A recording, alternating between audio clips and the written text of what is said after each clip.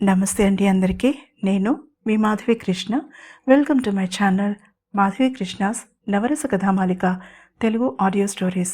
వినండి, వింటూనే ఉండండి ప్రతిరోజు సరికొత్త ఎపిసోడ్లని. ఈ ఎపిసోడ్లు కనుక మీకు నచ్చినట్లయితే తప్పకుండా లైక్ చేయండి. అలాగే నా ఛానల్ని సబ్స్క్రైబ్ చేసుకోవడం మర్చిపోకండి. మీరు ఇచ్చే ఒక్క లైక్ నన్ను ఎంతో ప్రోత్సహిస్తుందన్న విషయం మాత్రం మర్చిపోకండి.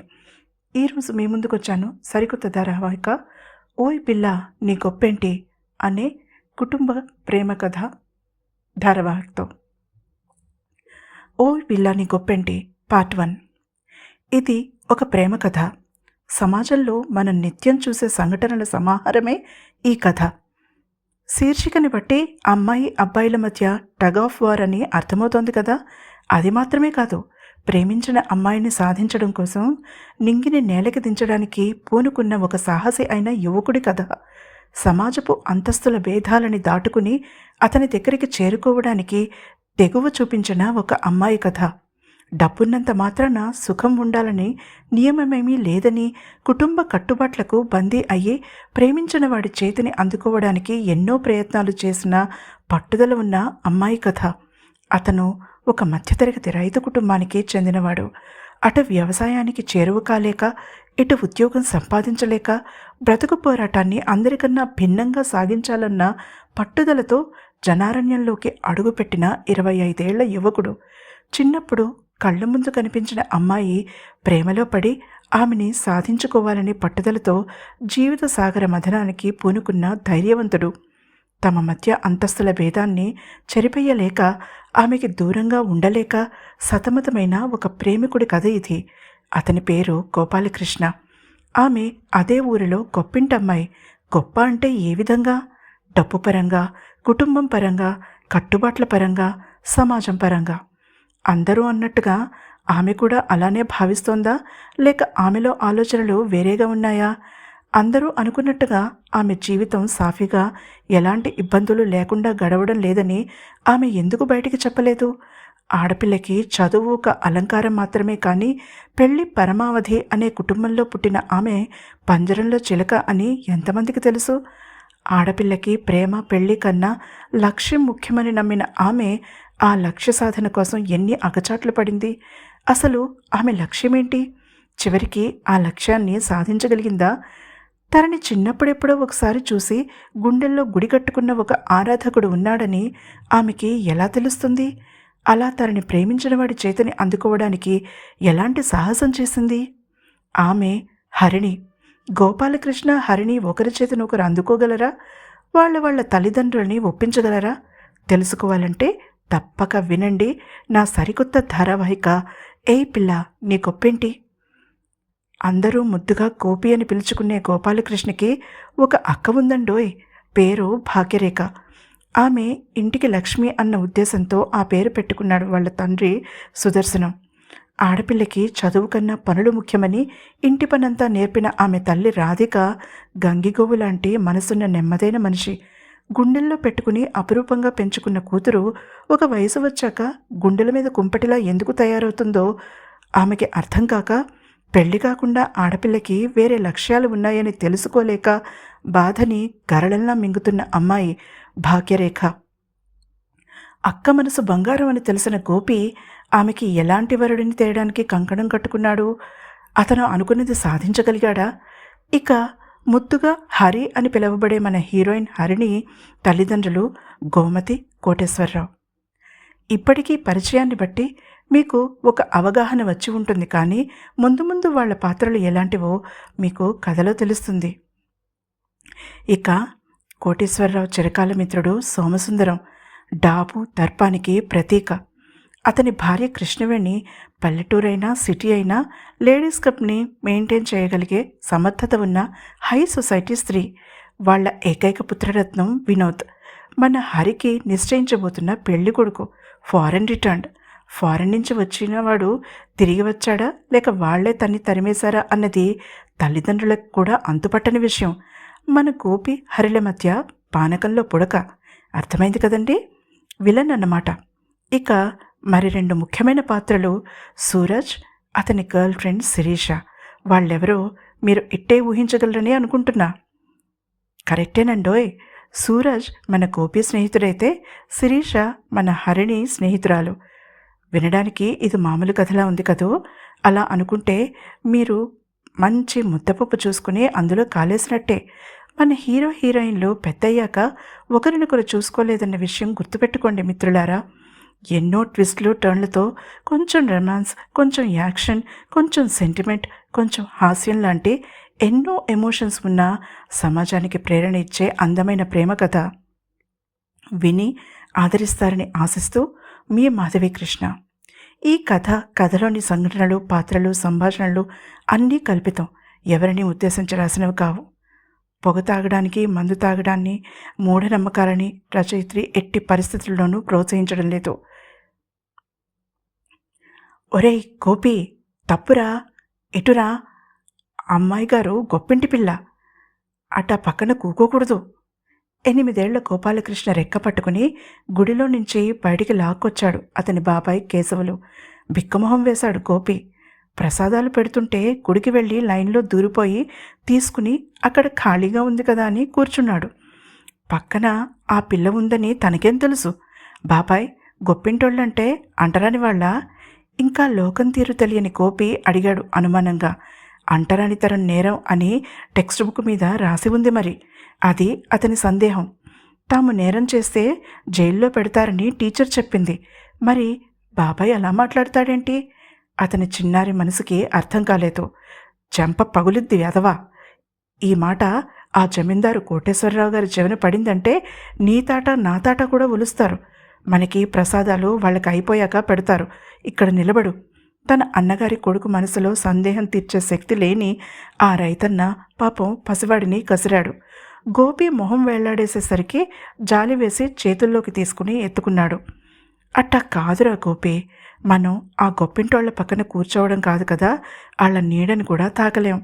వాళ్ళ స్తోమత వేరు, మనది వేరు, బాగా గుర్తుపెట్టుకో. నచ్చ చెప్పే ప్రయత్నం చేశాడు. జమీందారు కోటేశ్వరరావు గారాలు పట్టి ఆ 6 ఏళ్ల హరిణి. ఆమె నడిస్తే పాదాలు ఎక్కడ కందిపోతాయో అన్నట్టుగా తన అరచేతుల మీద నడిపిస్తాడాయన అని ఊరంతా చెప్పుకుంటారు. ఆమె ఆ ఇంటికే కాదు, ఆ గ్రామానికే మొక్కటం లేని యువరాణి. ఆమె ఆడుకునే ప్రదేశాన్ని 10 సార్లు శుభ్రం చేస్తారు. ఆమె ఎవరితో ఆడుకోవాలో ముందే నిర్ణయించేస్తారు. ఆమె పక్కన కూర్చోవడం, నిలబడడం, ఆడుకోవడం, ఆమెతో కలిసి భోజనం చేయడం కూడా ఒక పద్ధతి ప్రకారం జరిగిపోతాయి. ఆ 6 ఏళ్ల పాప ప్రమేయం లేకుండానే. ఆమె గోపి తన పక్కన కూర్చోవడం గమనించింది. అతనితో స్నేహం చేయడానికి చేతిని చాచబోయేంతలో రెక్క పట్టుకుని ఈడ్చుకెళ్ళిపోయాడు అతని బాబాయ్. ఆమె తన చక్రాల్లాంటి కళ్ళతో గోపిని గమనిస్తోంది. దేనికో మారం చేస్తుంటే అతని బాబాయ్ బుజ్జగిస్తున్నాడు. కొన్ని నిమిషాల తర్వాత అంతా మర్చిపోయి గలగల నవ్వుతున్నాడు. ఈ దృశ్యం ఆమె చాలాసార్లు గమనించింది. కళ్ళలో నీళ్లూరాయి. కారణం తెలుసుకునే వయసు కాదు ఆమెది. అన్నీ ఉన్నా స్వేచ్ఛ తనకి లేదని గ్రహించగలిగే పెద్దరికం ఆమెకింకా రాలేదు. రా హరి, వెళదాం. ఆమె చెయ్యి పట్టుకుని గుడిమెట్లు దిగింది ఆమె తల్లి గోమతి. అమ్మా, పాపం ఆ అబ్బాయి మనతో ప్రసాదం తింటే ఏ? ఒక పక్కగా బాబాయి భుజాల మీద కూర్చున్న గోపిని చూపించి అడిగింది 6 ఏళ్ల హరిణి. అటు తల తిప్పి చూడను కూడా లేదు గోమతి. హరి, వాడితో నీకేంటి? నీ స్నేహితురాళ్ళు ఇప్పుడింటికి వస్తారు. ఈరోజు నీ పుట్టినరోజు కదా, నాన్నగారు నీకోసం మంచి బొమ్మలు తెప్పించారు. మాట మార్చేసింది. నిజమా అమ్మా? ఏం బొమ్మలు? కార్లు, విమానాలు కావాలి అంది నవ్వుతూ హుషారుగా. ఒక 6 ఏళ్ల పాపలో ఉండే ఆసక్తి, ఉత్సుకత స్పష్టంగా కనిపిస్తున్నాయి హరిణిలో. అవన్నీ మగపిల్లలాడుకునేవి. నీకు నీ కార్టూన్లలో ఉన్నాయే, అవేంటి? చక్కని ఆడపిల్లల బొమ్మలు. అవి తెచ్చారు. కూతురిని ఉత్సాహపరుస్తూ చెప్పింది గోమతి. కూతురి మొహం తెల్లగా పాలిపోవడం ఆమె గమనించలేదు. బార్బీ బొమ్మ తల్లికి చెప్పింది హరిణి. అదేమీ పట్టించుకోలేదు గోమతి. ఆ బొమ్మలతో వచ్చిన కిచెన్ సెట్ కాకుండా కొన్ని లక్కపెడతల సంగతి చెప్తోంది. హరిణికి తల్లి మాటల మీద ఆసక్తి పోయింది. వెనక్కి తిరిగి చూసింది. గోపి చేతిలో పులిహోర కప్పు ఉంది. గెంతుతూ అది తింటుంటే అతని బాబాయ్ అతనికి కొబ్బరాకుతో బూర చేసి ఇచ్చాడు. డబ్బు పెట్టి కొనలేదు ఆ బూరని. కానీ వెలకట్టలేని వస్తువన్నట్టుగా దాన్ని అపురూపంగా తీసుకుని ఆనందంగా ఊదుతున్నాడు గోపి. అతని కళ్ళలో ఆనందపు మెరుపులు డబ్బులిస్తే రాలేదుగా. ఆ వయసులో ఆ చిన్నారికి వచ్చిన ఊహ అది. ఆ వెలకట్టలేని ఆనందం పేరు స్వేచ్ఛ అని ఆ పసిమనసుకి ఆ క్షణం తెలియలేదు. కొన్ని రోజుల తర్వాత, ఒరే గోపి! తండ్రి గర్జన వినిపించి అమ్మ ఒళ్ళో కూర్చుని చద్దన్నం తింటున్న గోపి ఉలిక్కిపడ్డాడు. అప్రయత్నంగానే కొడుకు వెన్ను నిమిరింది రాధిక. ఏమైందండి? కొడుకుని తన గుండెల్లో దాచుకుంటూ అడిగింది. నిన్న బడయ్యాక పొలంలో హరిణమ్మతో ఆడాడట వీడు. అదెవరు చూశారో గాని జమీందారుకి చెప్పేశారు. నాకు కబురెట్టాడాయన. కోపంగా కొడుకు వైపు చూస్తూ అన్నాడు సుదర్శనం. ఆడితే తప్పేంటి నాన్నా? ఆమె పిలిచింది అయోమయంగా అడిగాడు గోపి. గొప్పింటి పిల్లతో నీకేంట్రా ఆటలు? కోపంగా అరిచాడతను. అబ్బా, మాట్లాడితే నువ్వు బాబాయ్ ఒకటే మాట. అసలు ఆ పిల్ల గొప్పేంటి నాన్నా? విసురుగా లేచి తండ్రికి ఎదురు వెళ్ళి అడిగాడు 8 ఏళ్ల గోపి. సమాధానం చెప్పమన్నట్టుగా చూసింది రాధిక. అలాంటి తిక్క ప్రశ్నలు అడక్కు, చెప్పింది చెయ్యి. కొడుకు అడిగిన ప్రశ్నకి తండ్రి సరైన సమాధానం చెప్పి ఉంటే ఈ కథ వేరేగా ఉండి ఉండేది. వాడికి చెప్పినా అర్థం కాదన్న ఉద్దేశంతో తండ్రి అధికారంతో ఒక ఆజ్ఞ జారీ చేసేసి వెళ్ళిపోయాడు సుదర్శనం లోపలికి. అంతటితో ఆ కథ ఆగిపోతుందని అనుకున్నాడతను. గోపి హరిణిల ఆ ప్రేమ కథ అప్పుడు మొదలైంది. కానీ ఇద్దరి ప్రేమ ఒకేసారి మొదలు కాలేదు.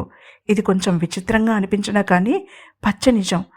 హరిణి మొదటిసారిగా గోపి వైపు ఆసక్తిగా చూసిన క్షణంలోనే ప్రేమ పుట్టింది. కానీ అది ప్రేమ అని తెలుసుకునే వయసు ఆమెకప్పుడు లేదు.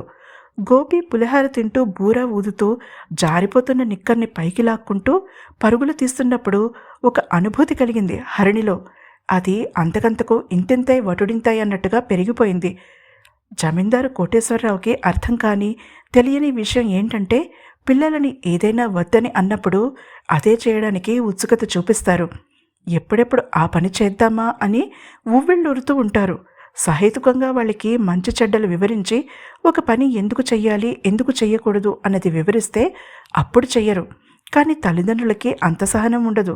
అదే జరిగింది హరి గోపిల విషయంలో. వాళ్ళకి ఒకరి మీద ఒకరికి ఇష్టం, ఆకర్షణ పెరిగే సంఘటన జరిగింది. ముఖ్యంగా హరిణిలో ఆసక్తి, గోపిలో పట్టుదల. ఆ సుదర్శనం కొడుకు ఈ మధ్య బాగా అల్లరి చేస్తున్నాడని, ఆడపిల్లల చుట్టూ తిరుగుతున్నాడని అంటున్నారు జమీందారు బాబు. జమీందారు మెహర్బానీ కోసం పాకులాడే ఒక పెద్ద మనిషి అన్నాడు. అతనితో పాటుగా వచ్చిన ఇతర 2-3 పెద్ద మనుషులు చిన్నగా తలలు ఊపారు మొదటి వ్యక్తి మాటలని సపోర్ట్ చేస్తున్నట్టుగా. పట్టించుకోకండయ్యా, ఏదో పిల్లకాయ చేష్టలని పెద్దవి చేయకండి, తేలికగా కొట్టిపడేశాడతను. అతని చెవికి కూడా చేరుతున్నాయి గోపి ఆకతాయి పనులు. అర్ధరాత్రులు ఈతలకి వెళ్ళడాలు, తాటి చెట్లు ఎక్కి కళ్ళు అందరికీ పంచడాలు, తోటల్లో మామిడికాయలు కూసేయడాలు. తన బాల్యం గుర్తొచ్చి నవ్వుకునేవాడు కోటేశ్వరరావు. అన్నన్నా, అట్టా అనమాకండి స్వామి, ఆడి వయసు 13 అయినా తాడి చెత్తంత పొడవున్నాడు. మొన్న మా అమ్మాయి ఆడి కోసం నా జేబులో డబ్బులు కొట్టేసి మరీ ఆడికి రేగుపళ్ళు కొనిపెట్టింది అన్నాడు ఒక పెద్ద మనిషి. మరి మా అమ్మాయో ఇంట్లో పిండి వంటల్లో ఖచ్చితంగా గారెలుండవలసిందే, అదేంటి అంటే గోపీకి ఇష్టం నాన్న అంటుంది మరొక పెద్ద మనిషి వాపోయాడు. అప్పుడే అక్కడికి చేరుకున్న జమీందారు ప్రాణ స్నేహితుడు సోమసుందరం అందరినీ చూసి తల పంకించాడు, తను వాళ్లకన్నా ఎక్కువ అనే భావనని తెలియజేస్తూ. రారా సోమా, ఏంటి మరీ ఈ మధ్య నల్లపూసవైపోయావు? లేచి నిలబడి ఆప్యాయంగా స్నేహితుడిని కౌగిలించుకున్నాడు జమీందారు. ఇక తమ మాటలు ముందుకు సాగమని అర్థమైన పెద్ద మనుషులు జమీందారు దగ్గర సెలవు తీసుకుని బయలుదేరారు అసంతృప్తిగా. జమీందారు తలుచుకుంటే గోపిగాడి తిక్క ఇట్టే కుదురుతుందని వాళ్ళ ఆశ. ఏమిట్రా కోటి, అంత సీరియస్గా చర్చించుకుంటున్నారు? దోపిడీ దొంగలేమైనా ఊరి మీద పడ్డారా ఏంటి? చమత్కరించాడు అతను. నవ్వాడు కోటేశ్వరరావు. అలాంటిదేమీ లేదు, మా ఊరి హీరో గురించి మాటలు అంటూ జరిగిన సంభాషణ గురించి చెప్పాడు. మరి మీ ఇంటి నుంచి ఏమెళ్ళాయో చూసుకున్నావా? సీరియస్గా అడిగాడు సోమసుందరం. హరిణి వేరే అబ్బాయిని గురించి ఆలోచించడం కూడా అతనికి ఇష్టం లేదు. ఆమె తన కొడుక్కి కాబోయే భార్య అని ఆమె పుట్టినప్పుడే అనేసుకున్నారు. తెల్లబోయాడు కోటేశ్వరరావు తన మిత్రుడి మాటలకి. హరిణి చిన్నపిల్లరా, 11 ఏళ్ళు. కూతురిని వెనకేసుకొచ్చాడు. ఇంకొక 2 ఏళ్లలో చాపెక్కబోతోంది. ఇంకా చిన్నపిల్ల అనుకోవడం నీ తండ్రి ప్రేమరా కోటి. ఇప్పటినుంచి జాగ్రత్తగా ఉండకపోతే ఈ సినిమాల పుణ్యమా అని 10వ క్లాసులోనే ప్రేమలు కడుపులో అయిపోతున్నాయి అన్నాడు మిత్రుడి మొహంలోకి చూస్తూ. మరింత పాలిపోయింది అతని మొహం. తండ్రిలా కాదు, ఆడపిల్ల తండ్రిలా ఆలోచించడం మొదలుపెట్టుకోటి మెల్లమెల్లగా తన మిత్రుడి మనసును తన వైపుకు తిప్పుకునే ప్రయత్నం చేశాడు సోమసుందరం. సమాజంలో పక్కవాళ్ల మాటల ప్రభావం ఒక వ్యక్తి మీద చాలా ఉందనడానికి కోటేశ్వరరావే ఉదాహరణ. తన భవిష్యత్తు తన చేతుల్లో నుంచి పెరిగివేయబడడానికి అంకురార్పణ జరుగుతోందని తెలియని హరిణి తన ప్రాణ స్నేహితురాలు శిరీషతో స్కూల్లో శ్రద్ధగా పాఠాలు వింటోంది. శిరీష తల్లిదండ్రులు, అన్నగారు అమెరికాలో ఉంటారు. ఆమె తల్లిదండ్రులు డాక్టర్లు. అక్కడి నుంచి మంచి పొజిషన్లో ఉన్నారు. ఆడపిల్లకి ఆ దేశం సరైనది కాదని వాళ్ళ ఉద్దేశం. అందుకే కొడుకుని తమ దగ్గర అట్టే పెట్టుకుని కూతురిని అమ్మమ్మ తాతయ్యల ఇంటికి పంపేశారు. భారతీయత ఉట్టిపడేలా కూతురు పెరగాలని వాళ్ళ ఉద్దేశం. తల్లి ప్రేమకి నోచుకొని భారతీయతకి అర్థమేంటి అని అడిగే వయసు లేదు శిరీషకి. ఆమె ఒంటరితనంలో అండగా నిలబడినది హరిణి. అందుకే 11 ఏళ్ల శిరీష అదే వయసు ఉన్న హరిణితో పాటుగా దాదాపుగా ఆమె ఇంట్లోనే ఉంటుంది. వాళ్ళ అంతస్తుకి తగిన పిల్ల మాత్రమే కాదు, అగ్రహారపు పెద్ద అయిన సోమయాజుల మనవరాలు కావడంతో హరిణికి ఎంత స్వేచ్ఛ ఉందో ఆ ఇంట్లో ఆమెకి కూడా అంతే ఉంది. ఇప్పుడు వాళ్ళిద్దరూ ఆ ఊళ్ళో జమీందారు చేత స్థాపించబడిన ఆంగ్ల మాధ్యమంలో నడిచే స్కూల్లో ఉన్నారు. ఆ ఊళ్ళో ప్రభుత్వ ప్రాథమిక పాఠశాల ఉంది. హై స్కూల్ కూడా ఈ మధ్యనే ప్రారంభించారు. ప్రభుత్వ పాఠశాలల్లో ఆంగ్ల మాధ్యమం ప్రారంభించడం మిగిలిన వాళ్ళకి ఎలా ఉన్నా గోపికి మాత్రం దెబ్బ మీద చంద్రన్ రాసినంత హాయిగా అనిపించింది. ఆ పిల్ల తన గొప్పతనాన్ని ఏదో ఒక రకంగా చూపిస్తూనే ఉంది. జమీందారు పిల్లపిసాచి తమ స్కూల్లో చేరుతుందేమో భరతం పడదామని అనుకున్నాడు. కానీ ఆమె కోసం ఒక భవనాన్ని ఊరు మధ్యలో, అది కూడా తమ బడి ముందు లేపడం కక్షగా అనిపించింది గోపికి. గొప్పింటి పిల్ల ఆడనే చదువుకోవాలి మరి అంటున్న బాబాయ్ వైపు కోపంగా చూశాడు గోపి. అతని మనసులో కోరికని సాక్షాత్తు ఆ వీణాపాణి విని అతన్ని అనుగ్రహించినట్టుగా ప్రభుత్వం ఆంగ్ల మాధ్యమాన్ని పరిచయం చేసింది. గోపి లాంటి తెలివైన విద్యార్థులు డబ్బు పెట్టలేక వెనకడుగు వేయవలసిన అవసరం లేకపోయింది. మామూలు రైతుల పిల్లలు, కార్మికుల పిల్లలు అక్కడికే వెళ్తారు. ఇప్పుడు గోపి ఒక ముఖ్యమైన పని మీద ఉన్నాడు. ఒరే వద్దురా భయంగా అన్నాడు అతని ప్రాణ స్నేహితుడు 13 ఏళ్ల సూరజ్. అతని అసలు పేరు భాస్కరం. పేరు మరీ మోటుగా ఉందని, నాజూకుగా స్టైల్గా ఉంటుందని తనకి తానుగా సూరజ్ అనే పేరు పెట్టేసుకున్నాడు. స్కూల్లో రిజిస్టర్లో సూరజ్ అని మార్చేదాకా సత్యాగ్రహం చేశాడు ఇంట్లో. అతని పోరు పడలేక తల్లి వెళ్ళి మార్పించి వచ్చింది. పేరుకు తగ్గట్టుగానే పసిమి ఛాయలో ఉంటాడు సూరజ్. గోపి చామన ఛాయలో ఉంటాడు. ఇప్పుడు సదరు సూరజ్ గోపి వెనకాల పిల్లిలా అడుగులు వేస్తున్నాడు. ఇద్దరూ తమ స్కూల్ కాంపౌండ్లో నుంచి ఎవరికీ తెలియకుండా బయటపడి ఎదురుగా ఉన్న హరిణి ఇంగ్లీష్ మీడియం స్కూల్ వైపు అడుగులు వేశారు. ఏం పర్లేదు రారా కసురుకున్నాడు గోపి. ఏం చేస్తున్నావో చెప్పవు. తీరా చేశాక నేను పెద్దవాళ్ళకి చెప్పుకోలేక తలకిందులుగా తపస్సు చేయాలి కోపంగా విసుక్కున్నాడు సూరజ్. ఏడ్చావులే, ఆ బిల్డింగ్లో కోమలుంది.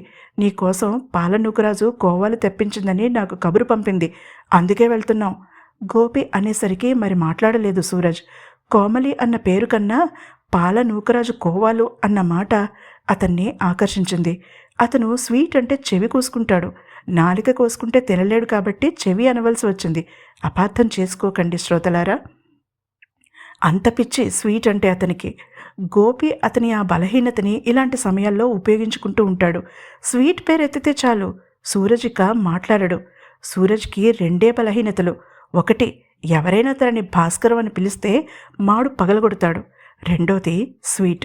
గోపి బలం బలహీనతలు కనపడదామని గత 5 సంవత్సరాలుగా ట్రై చేస్తున్నాడు సూరజ్. గోపి బలం తెలియలేదు కానీ బలహీనత తెలుసు. జమీందారు కూతురు. ఆమెను ఎలాగైనా ఒక్కసారి చూడాలని, మాట్లాడాలని గోపి కోరిక. ఆమె గొప్పతనమేంటో ఆమెనే అడగాలని అతని ఉద్దేశం. మరొక 2 నిమిషాల్లో స్కూల్కి అవుట్ బెల్ అంటే బ్రేక్ బెల్ కొడతారు. హరిణి బయటకొస్తుంది. ఆమెతో మాట్లాడాలని వచ్చాడతను. అతను అంచనా వేసినట్టే బెల్ కొట్టగానే పిల్లలందరూ బిలబిలలాడుతూ బయటకొచ్చారు. బిల్డింగ్ వెనకవైపు ఉన్న మామిడి చెట్టు మీదకి ఉడతలా పాకిన గోపి చాలా లాఘవంగా ఆ స్కూల్ కాంపౌండ్లోకి దూకాడు.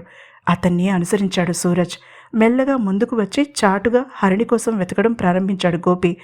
తన క్లాస్లో నుంచి బయటకు వస్తూ కనిపించింది 6వ తరగతి చదువుతున్న హరిణి. ఆమె పక్కనే అడుగులు వేస్తూ వస్తోంది మరొక అమ్మాయి. వాళ్ళు ఇటువైపు రావడంతో ఊపిరి బిగబట్టుకుని చూస్తూ నిలబడ్డాడు గోపి. రే, కోమలి దగ్గరికి వెళ్ళి కోవాలు తెచ్చుకుందాం పదా అన్నాడు అమాయకంగా సూరజ్. కోవాలేదు గీవాలేదు, ఒక నిమిషం ఆగు విసుక్కున్నాడు గోపి. గుండెల్లో బాకుతో పొడిచినట్టుగా విలవిలలాడిపోయాడు సూరజ్. స్నేహితుడి సంగతి తెలిసి కూడా స్వీట్ గురించి ఆశపడడం తప్పే అని తనని తానే తిట్టుకున్నాడు కూడా. తన వైపు వస్తున్న హరిని చెయ్యి పట్టుకుని పక్కకి లాగి తన సందేహాలు తీర్చుకోవడానికి సిద్ధంగా ఉన్నాడు గోపి. అప్పుడు జరిగింది ఆ సంఘటన. ఒకటి కాదు, 2 సంఘటనలు. అవేంటో తెలుసుకోవాలంటే తప్పకుండా తర్వాత ఎపిసోడ్ని వినాలి. ఈ ఎపిసోడ్ కనుక మీకు నచ్చినట్లయితే తప్పకుండా లైక్ చేయండి. అలాగే నా ఛానల్ను సబ్స్క్రైబ్ చేసుకోవడం మర్చిపోకండి.